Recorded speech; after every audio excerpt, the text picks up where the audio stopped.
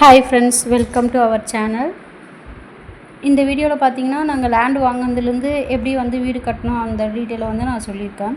2014 பார்த்தீங்கன்னா நாங்கள் இந்த இடத்த வாங்கிட்டு சரி பார்க்கலாம், நம்ம வந்து ஃபஸ்ட்டு இடம் வாங்கி போடலாம், நமக்குன்னு ஒரு இடம் இருக்கட்டும் அப்படின்றதுக்காக தான் நாங்கள் இந்த இடம் வாங்கினோம். அந்த இடம் டெவலப் ஆகுமா ஆகாதான்னு எங்களுக்கு தோணவே இல்லை. சரி ஓகே வாங்கினோம், வீடு கட்டுற சூழ்நிலை வந்தது. அதே இடத்துல வந்து வீடு கட்ட ஸ்டார்ட் பண்ணிடலாம் அப்படின்னு ஸ்டார்ட் பண்ணிட்டோம். இப்போ வந்து பார்த்திங்கன்னா ரேட்டு கொஞ்சம் கூடவே போகுது. வீடுங்களும் நாங்கள் இடம் வாங்கும்போது வீடுங்களே இல்லாமல் இருந்தது. அதுக்கப்புறம் ஒரு வீடாக வர ஆரம்பிச்சிட்டு போர் போடும்போது பார்த்திங்கன்னா நல்ல ஒரு 25 ஃபீட்லேயே வந்து தண்ணி வர ஆரம்பிச்சிட்டு, நல்ல கழனி நிலம் அப்படின்றதுனால நிறைய தண்ணி வர ஆரம்பிச்சிட்டு, பக்கத்துலேயே ஏரியும் இருக்குது. பக்கத்துலனா கொஞ்சம் தூரம் தள்ளி தான் இருக்குது. நாங்கள் பள்ளம் எடுக்கும் போதே வந்து அந்த பள்ளத்தில் வந்து தண்ணி வந்து நிறைய ஊற்று வர ஆரம்பிச்சிட்டு, பக்கத்தில் கிணறு பயிர் வைக்கிற இடம்லாம் இருக்கிறதுனால அந்த இடம் வந்து நிறைய தண்ணி இருக்கிற ஏரியாவாக இருக்கிறதுனால பள்ளம் எடுக்கும் போதே தண்ணி வர ஆரம்பிச்சிட்டு, பேஸ்மெண்ட்டு வந்து நல்லா ஸ்ட்ராங்காக தான் போட்டிருக்கோம். ஏன்னா வந்து ஃப்யூச்சரில் வந்து நமக்கு வந்து ப்ராப்ளம் வரக்கூடாது. சப்போஸ் வந்து மழை தண்ணி வருது தேங்குது அப்படின்னா நமக்கு வந்து ப்ராப்ளம் வரக்கூடாதுன்றதுக்காக நாங்கள் வந்து ஒரு 4லேருந்து 4.5 அடி வரைக்கும் வந்து நாங்கள் பேஸ்மெண்ட்டும் போட்டுட்டு அதுக்கப்புறம் பார்த்திங்கன்னா ப்ராப்பராக எல்லா வேலையும் ஸ்டார்ட் ஆகிட்டே வந்தது. கிரவுண்ட் ஃப்ளோர் முடிகிற வரைக்கும் காசு பார்த்திங்கன்னா என்னோடய பட்ஜெட்டில் வந்துடும் அப்படின்ற மாதிரி நான் யோசனை பண்ணேன். கொஞ்சம் கம்மியாக தான் ஆகுது, பரவாயில்ல அப்படின்னு தான் நான் நினச்சேன். அதுக்கப்புறம் ஃபஸ்ட் ஃப்ளோர் வந்தது. ஃபஸ்ட் ஃப்ளோர் வந்துட்டு கட்டுமான வேலை வரைக்கும் பார்த்திங்கன்னா கொஞ்சம் கம்மியாக தாங்க பைசா வந்து ஆச்சு. அதுக்கப்புறம் போக போக தான் செலவுகள் வந்து அதிகமாச்சு. நான் என்னோடய பிளான் பார்த்திங்கன்னா ஒரு 30 லட்சத்தில் முடிக்கணும் வீடு அப்படின்ற மாதிரி தான் ஐடியா பண்ணி நாங்கள் ஸ்டார்ட் பண்ணோம். நான் 30 லட்சம் நான் நினச்சது அதை விட எக்ஸ்ட்ரா தான் போச்சு, கம்மியாக ஆகிறதுக்கு வாய்ப்பே இல்லாமல் போயிடுச்சு.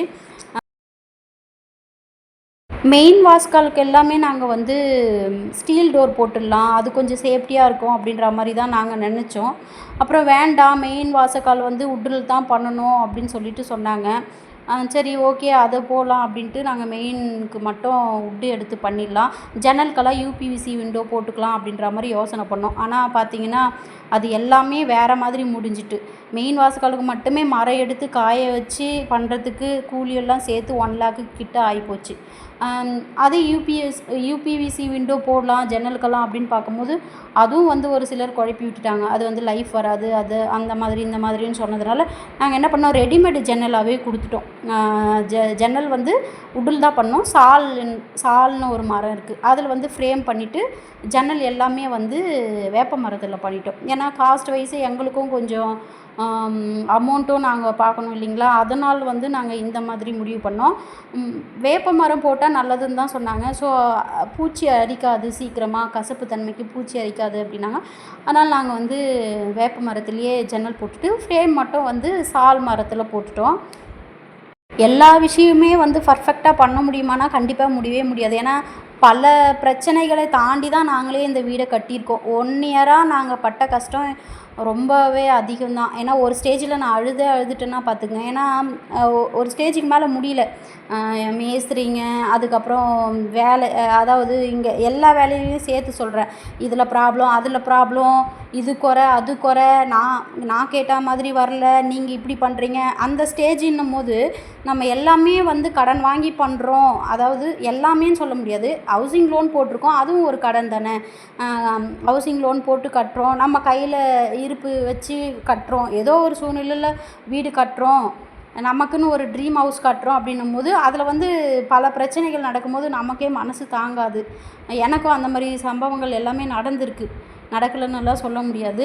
இதுலேயே ரெடிமேட் ஜன்னல்லையும் நாங்கள் எதிர்பார்த்த மாதிரி எங்களுக்கு அமையவே இல்லை. கொஞ்சம் அது காய கொஞ்சம் பெண்டு வர ஆரம்பிச்சிட்டு, நாங்கள் மெயின் வாசக்கால் வந்து எங்களுக்கு பண்ண ஆச்சரி ஒழுங்காக பண்ணியிருந்தாங்க அப்படின்னா நாங்கள் கண்டிப்பாக வந்து ஜன்னலுக்கு எல்லாமே வந்து அவர்கிட்டயே கொடுத்து மரம் எடுத்து பண்ணியிருப்போம். அவர் மெயின் வாசகல்லையும் கொஞ்சம் சொதப்பிட்டார், அதனால் எங்களுக்கு விருப்பமே இல்லை. சரி அதோடு நிறுத்திக்கலாம் அப்படின்றதுக்காக நாங்கள் ரெடிமேடாகவே ஜன்னலுக்கு போயிட்டோம். ஃபஸ்ட் ஃப்ளோரு ரூஃப் போட்டு முடிச்சுட்டு, செகண்ட் ஃப்ளோரும் ரூஃப் போட்டு முடிச்சுட்டு, ஓரளவுக்கு என்னோடய பட்ஜெட்லேயே இருந்த மாதிரி தான் இருந்தது.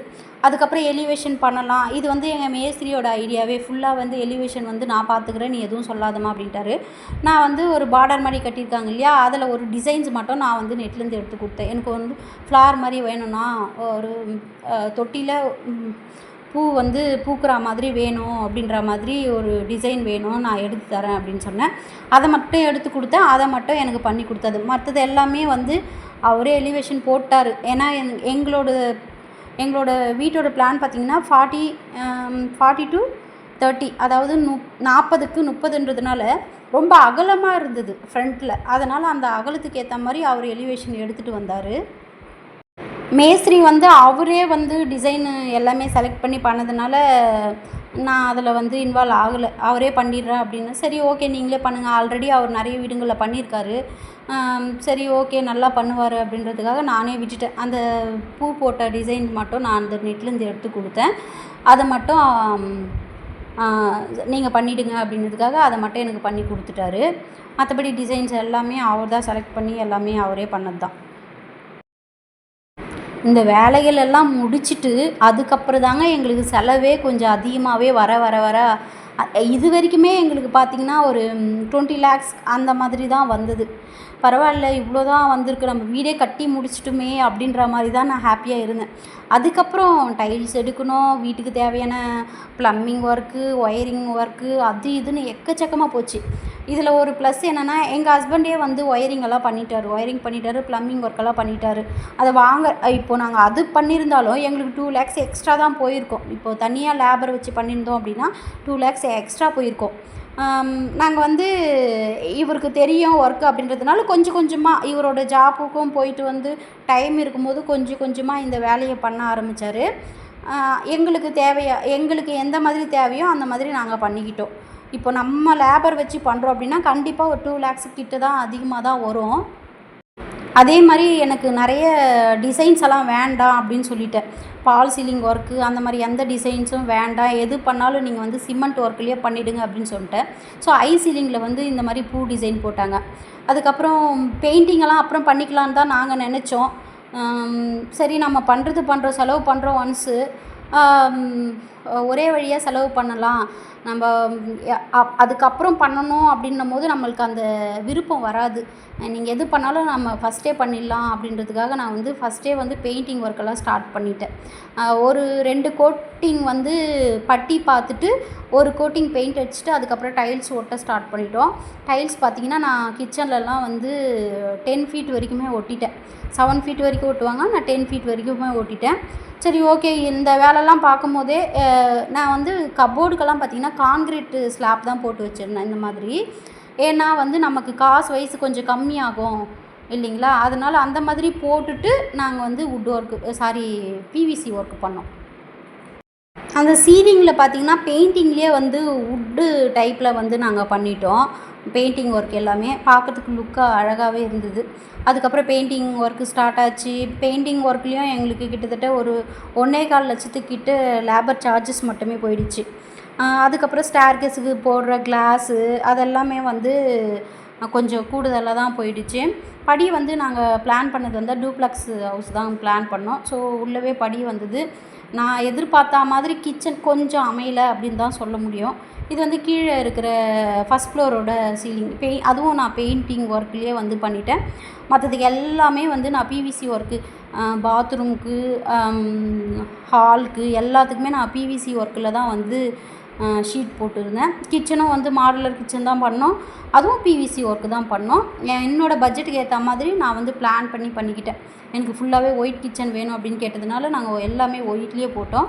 இது வந்து ஹாலில் மட்டும் சின்னதாக நாங்கள் சிலை வைக்கிறதுக்கு ஒரு டிசைன்ஸ் பண்ணோம். ஸோ இது ஓவரால் கிச்சன் வந்து. ஸ்டேர்கேஸ்க்கு வந்து கிளாஸ் நான் வேறு மாதிரி எதிர்பார்த்தேன், ஆனால் எனக்கு வேறு மாதிரி வந்து அமைஞ்சிட்டு எனக்கு வந்து ஃபுல்லாகவே வரணும் அப்படின்ற மாதிரி நான் பிளான் போட்டேன். அதுக்கப்புறம் எலிவேஷனில் பெயிண்டிங் கொடுக்கலாம் அப்படின்னு கொடுத்துட்டோம். மெயின் டோருக்கு வந்து பாலிஷ் எல்லாம் கொடுத்த பிறகு லுக் வைஸ் இது தான் என்னோடய பூஜா ரூம் மட்டும் செப்பரேட்டாக நான் எடுக்கவே இல்லை, எல்லாம் வீட்டுக்கு வந்த பிறகு எடுத்தது. லாஸ்ட்டு இது தாங்க ஃபைனல் அவுட்புட். ஒன்ஸ் வீடு கட்டுறோன்னா கண்டிப்பாக நம்ம பிளானிங்கோடு பண்ணுறது தாங்க பெஸ்ட்டு. இதோடு வந்து வீடியோ ஸ்டாப் ஆகுது. வீடியோ பார்த்ததுக்கு ரொம்ப நன்றி. தேங்க்ஸ் ஃபார் வாட்சிங்.